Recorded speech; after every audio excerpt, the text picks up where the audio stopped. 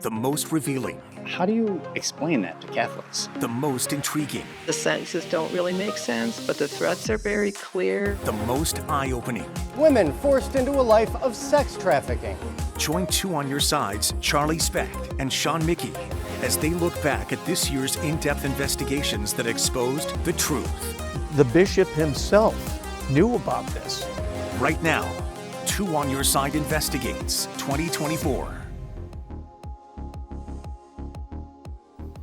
Good evening, and thanks for joining us. I'm Charlie Specht. And I'm Sean Mickey. Tonight we're taking a look at a year of investigations. Those stories from Two on Your Side Investigates that give voice to those that haven't been heard and expose wrongdoing.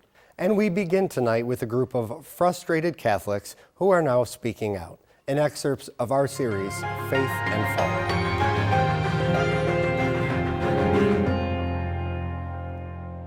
When Pope Francis appointed Michael Fisher as Bishop of Buffalo 5 years ago, Fisher preached a message of change. Since I arrived here, I'm about accountability and transparency. But 5 years of bankruptcy has brought survivors no closer to justice. And Fisher this year announced a drastic reduction of parishes from 160 down to 79. That's led Catholics like Mary Pruski to question their leader. There is a heavy veil there. They're not being transparent about most anything. The diocese refused to say which churches were fighting to stay open and also would not post key data about parish finances online. The data and the reasoning that we're being fed, they just do not align. What do you say to parents who look at this and say the diocese is not being transparent, they're not giving us all of the information that they have, and that they're doing that on purpose? Again, I believe we are being transparent because we're trying to make sure that the leadership of all the parishes have everything that they need. We found some answers by digging through bankruptcy records, which showed the diocese spent more than $15 million on attorney's fees, $400,000 on a boutique crisis PR firm, and hundreds of thousands of dollars on salaries for top executives like COO Rick Sukan. The diocese is asking Catholics in every parish to sacrifice their hard-earned money because bishops, like Bishop Malone and others, lied to them and tried to cover up sexual abuse. How do you explain that to Catholics? Actually, I was not prepared for this. This was not what I thought we were going to be talking about. We gave a church PR person a list of topics before the interview, but the diocese's number 2 official had few answers. Why does a religion need a criminal defense attorney on retainer? I can't answer that question now. Why not? I'm not prepared to. Why are we here talking to you and not to Bishop Fisher? So Bishop Fisher is currently on vacation. He is in Buffalo, but he is on vacation.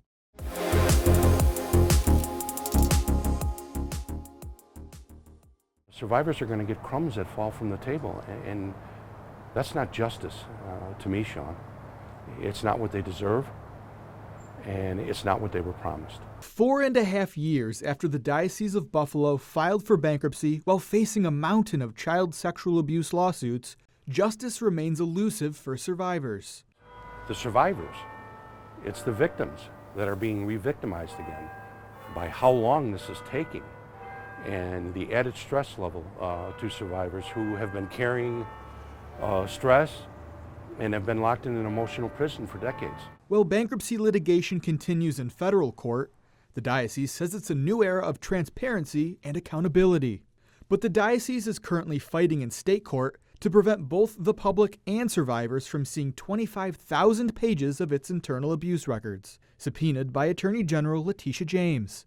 The AG says the records should be public. I submitted an affidavit in court fighting for the release of these files because it's your right to see them. Attorney Stacey Benson of Jeff Anderson and Associates represents sex abuse survivors.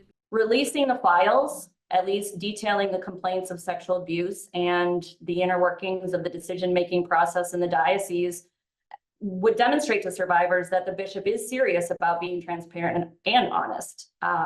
They deserve it. Meanwhile, clergy abuse files have already been publicly released after redaction in large cities like Los Angeles, Milwaukee, and Chicago. Kevin Brunn, a former member of the Bankruptcy Creditors Committee, disagrees with the diocese's assertion. I think it's imperative that the public sees exactly what the devastation was caused by employees of the Diocese of Buffalo. Maybe instead of spending hundreds of thousands of dollars in court fighting this issue, they could be spending their time redacting those names, redacting that information, and preparing it for public release. It's that type of spending and lack of transparency that irked federal bankruptcy court judge Carl Buckeye.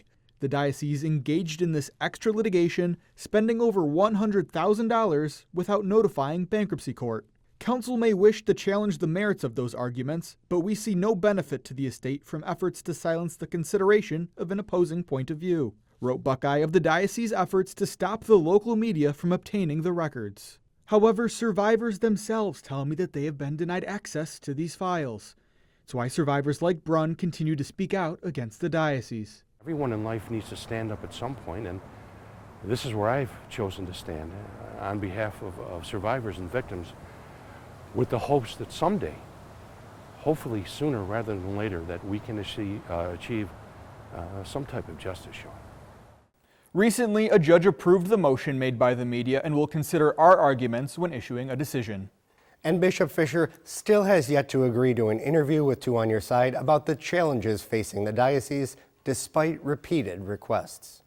Next, until recently, Two on Your Side morning anchor Pete Gallivan never told anyone about the abuse he says he suffered as an 11-year-old altar server by a Monsignor in Buffalo that he trusted. But his lawsuit against the diocese is one of more than a dozen test cases moving forward now that a judge has lifted a stay on those lawsuits, allowing them to move forward in state court. He courageously broke 40 years of silence to tell us his story.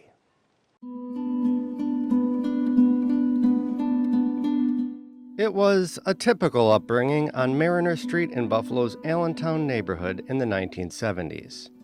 Peter Gallivan was raised the youngest of 3 kids in a Catholic family. He'd attend Immaculate Conception Church and School on Edward Street, proudly serving as an altar boy for Monsignor Michael Harrington.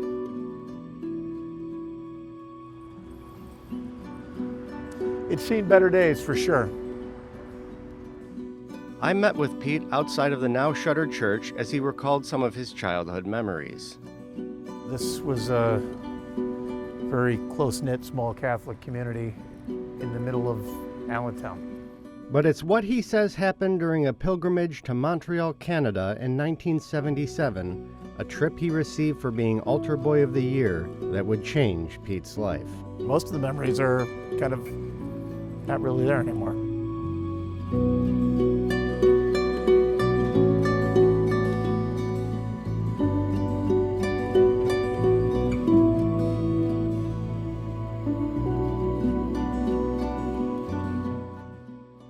I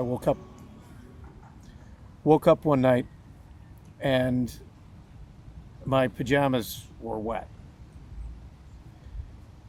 And then I opened my eyes and Monsignor was right by the bedside.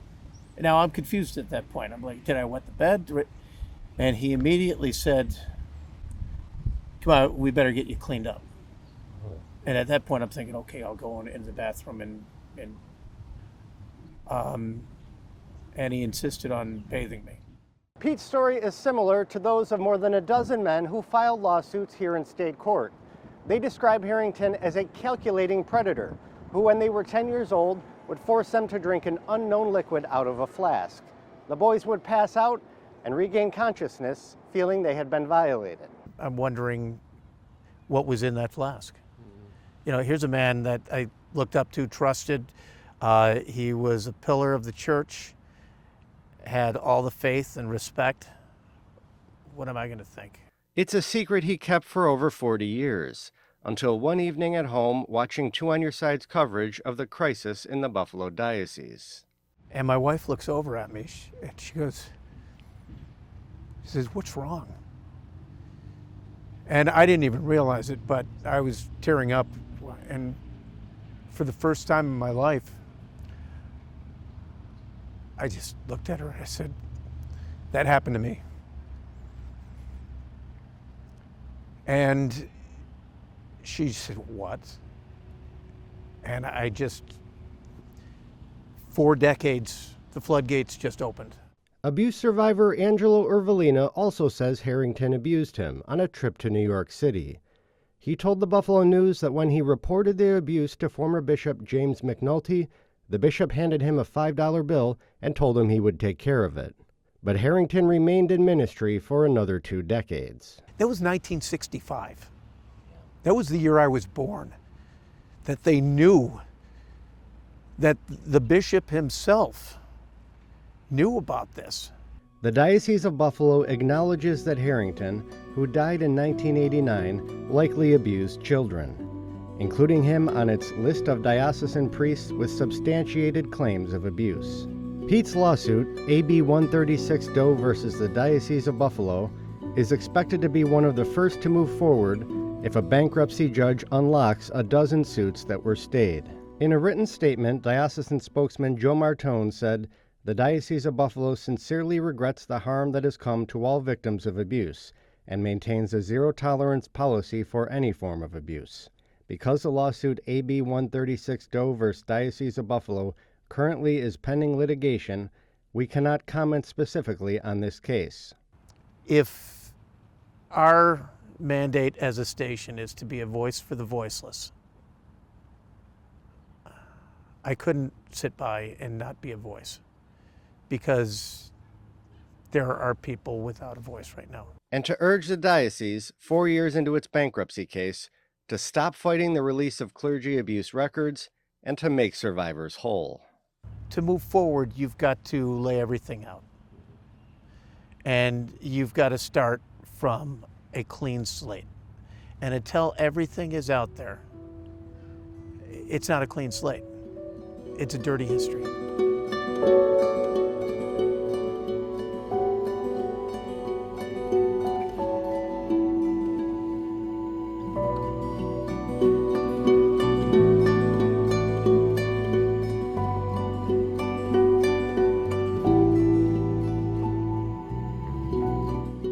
You don't want to be the story, but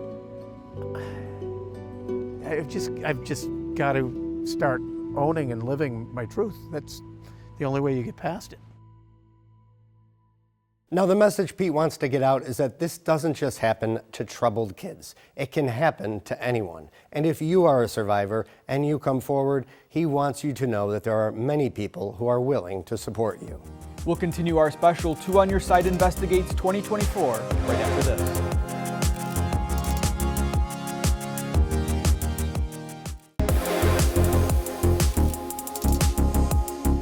We continue now with the Buffalo Water Board, which quietly removed fluoride from its tap water in 2015 and failed to notify the public for years. This year, we took a look at the man behind the mistake and why he spent so much time away from Buffalo City Hall.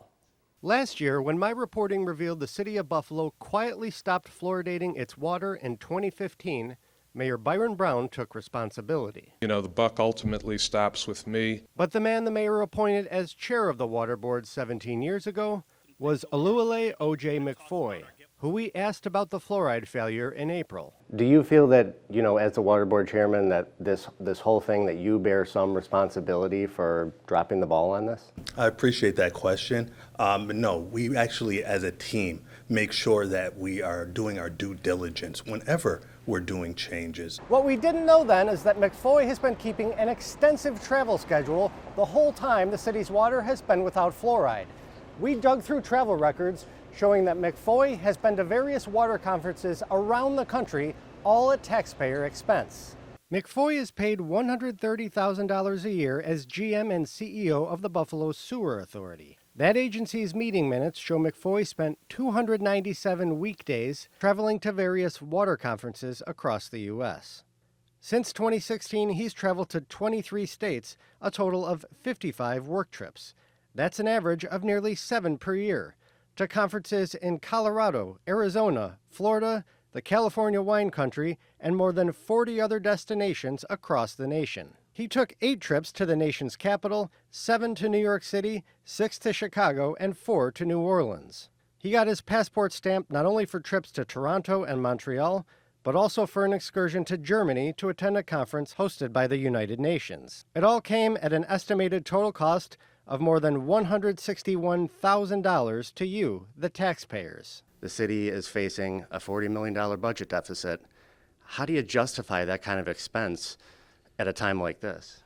As you know, because I'm sure you've investigated this, the Buffalo Sewer Authority is a separate entity from the city of Buffalo.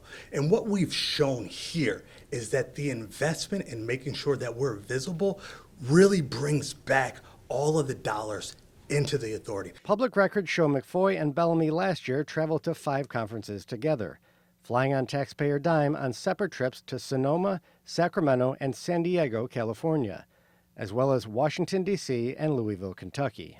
This year, taxpayers funded a trip for McFoy and Bellamy to Anaheim, California, for a conference of the American Water Works Association. The estimated cost for that set of trips is $38,900. How can you justify spending all this money, taxpayer money, on travel when the city is in dire financial straits? Well, the city has one budget, the Buffalo Sewer Authority has another budget. So it's an entirely different budget. And It's coming from taxpayers, though, right? You asked the question, you want me to answer, and I'll answer the question. So we look at it as an investment. We also discovered the Water Board violated state open meetings laws, and the New York State Committee on Open Government agreed. And it should be a priority to post meeting minutes. It's required by law to do so within 2 weeks of a meeting. And again, the public and the media has a right to know. McFoy was appointed by Mayor Byron Brown. So when Brown left office in October, we took our findings to his successor, acting Buffalo Mayor Chris Scanlon. Your first day as mayor, there's been a lot of controversy with the travel with the sewer authority. Is that something that you think is appropriate? Yeah, we'll sit down and talk. Obviously we're in a transition period here, and I've had meetings with all the departments, many of the agencies, but we'll continue to have those meetings and we'll talk about it. A few weeks later, after we heard Scanlon was planning a major house cleaning of the water and sewer boards, McFoy announced plans to resign. O.J. McFoy, the head of the Buffalo Sewer Authority and the Buffalo Water Board, is taking a job with the city of Houston, Texas as a city engineer. All this comes after 2 On Your Side Investigates revealed multiple scandals involving the lack of fluoride in the water and extensive travel expenses and violations of the state's open meetings law. A few weeks later, after we heard Scanlon was planning a major house cleaning of the water board, McFoy stepped down, announcing that he plans to take a job in Texas. Scanlon also plans to institute a strict travel budget for McFoy's replacement. That's part of a series of reforms that lawmakers are considering in the wake of our investigation. We'll be right back.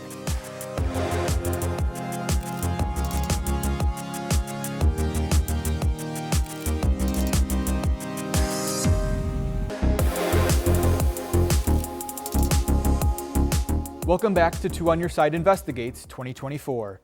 They operate near busy strip malls, near churches and schools, where bright neon signs beckon customers. We're talking about illicit massage parlors, unlicensed spas where police say the real product is not back rubs, but sex with vulnerable women who are often the victims of human trafficking. We took our findings to local and state police, which prompted them to launch investigations of their own. On April 23rd, the FBI and Niagara County sheriffs raided the New Elegant Shiatsu Spa in Lockport, accusing it of operating as a, quote, illicit massage business. The government filed interstate prostitution charges against Linian Song, a Chinese citizen who they say employed multiple women to provide commercial sex acts. After the Lockport case, we began investigating unlicensed massage businesses. We found multiple spas in Erie County operating without a state license for massage therapy. Many of them also advertised on escort websites selling sex. We started investigating these spas at the dark corners of the internet, where we accessed the same massage rating websites used by federal agents in their case against Song. The websites are like Yelp, but for illicit massage parlors. There are photos of scantily clad women who are mostly young and Asian. Experts say it's meant to play into false cultural stereotypes of Asian women as hypersexualized. Actually, our society as a whole, which has a long history of stereotyping these women, creating the demand. The phone numbers on those ads correspond to massage parlors, like this one for Health 888 Spa in Amherst, located in a medical suite near UB's North Campus. The ads say the women are, quote, full service and do more than you think. Via text message, someone at the spa confirmed that they offer what's referred to as a happy ending, which is industry slang for a sexual act. When we tried to speak to a manager at Health 888 Spa, we didn't get far. Hi, just wonder if I could speak with the owner or the manager. We're doing a story and we just want to get your side of the story. After we asked Amherst police about this spa, they shut it down on May 17th, arresting 2 women from New York City on felony charges of practicing massage therapy without a license. The 2 other spas we investigated were Littlefoot Spa in Cheektowaga and Four Seasons Spa in Depew. At all 3 spas, we found explicit and sexually suggestive online ads, along with a steady stream of men coming and going each afternoon. According to research on human trafficking, an all-male customer base, as well as locked doors requiring patrons to be buzzed in, are common signs that sex may be for sale. Police who raided this spa in Cheektowaga say what's going on here isn't simple prostitution. Instead, it's human trafficking, where vulnerable women are forced into sex work without the option to leave. People who go there and engage in their services think that it's victimless, that they're giving someone money in exchange for a sexual service. But what they're really doing is they're participating in a rape.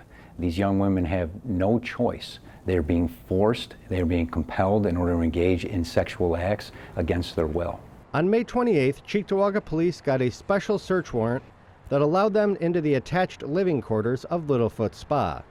And Depew police said Four Seasons Spa had illegal makeshift living quarters for the employees. Most of the women end up in doing this kind of work. They didn't come to the country wanting to do this. They came to the country in hope of having a better job, a better living condition, but only getting trapped into this. Police also seized $81,000 in cash at 2 of the spas, which we are told has piqued the interest of federal investigators. They are now trying to identify the handlers of the women and the overseers of what police believe is a much larger scheme. In this case, we're extraordinarily grateful to Channel 2, who got wind of this story and brought it to our attention. That allowed us the opportunity to get in, to investigate, and to try and help these victims. Earlier this year, 2 On Your Side Investigates obtained documents from a death threat and extortion attempt against a former Buffalo Catholic bishop. As I explain, it was a threat that was taken seriously. It was the era of the twist, Chubby Checker's hit song that Bishop Joseph Burke of the Buffalo Catholic Diocese declared impure, lewd, and unchristian. Documents obtained by 2 On Your Side through a public records request reveal for the first time an FBI investigation into an extortion attempt against the bishop. This threatening letter received by Catholic Charities was addressed to Bishop Burke in 1961. Sparking an investigation by Buffalo police, who enlisted the help of the FBI. The letter reads in part, Holy Family will kill Catholic Bishop Burke in Buffalo City in 1961 year. The Bureau took the request from Buffalo Police serious. I asked a former FBI special agent to help walk us through the evidence. Ken Gray says it was a police cooperation case, where the FBI used its expertise in national database in an effort to locate a suspect. They found fingerprints on the letter, but the fingerprints on the letter were not able to be identified from the records they had at that time. They never found this person. That was a very frightening threat. We brought the documents to Burke's grandniece, who authored a book about the bishop's life and legacy. The scariest part to me is how the words are misspelled and the sentences don't really make sense, but the threats are very clear, and the anger and confusion of the person writing it. The Buffalo Police Department says any of its records from this investigation have long been destroyed. Burke would die just 1 year later while attending Vatican II in Rome. His grandniece hopes his legacy is one of a period of growth and prosperity for the diocese. How many parishes and how many schools opened during the time, this incredible list from 1952 to 1962. And the person behind the threat, well, that remains a mystery to this day. Now, inside the envelope with the letter was a picture of the bishop, but it's unclear what significance that might have. Thank you for joining us tonight for Two on Your Side Investigates 2024. I'm Sean Mickey. And I'm Charlie Specht. Please contact us with any tips or ideas about what we should investigate in 2025. Good night.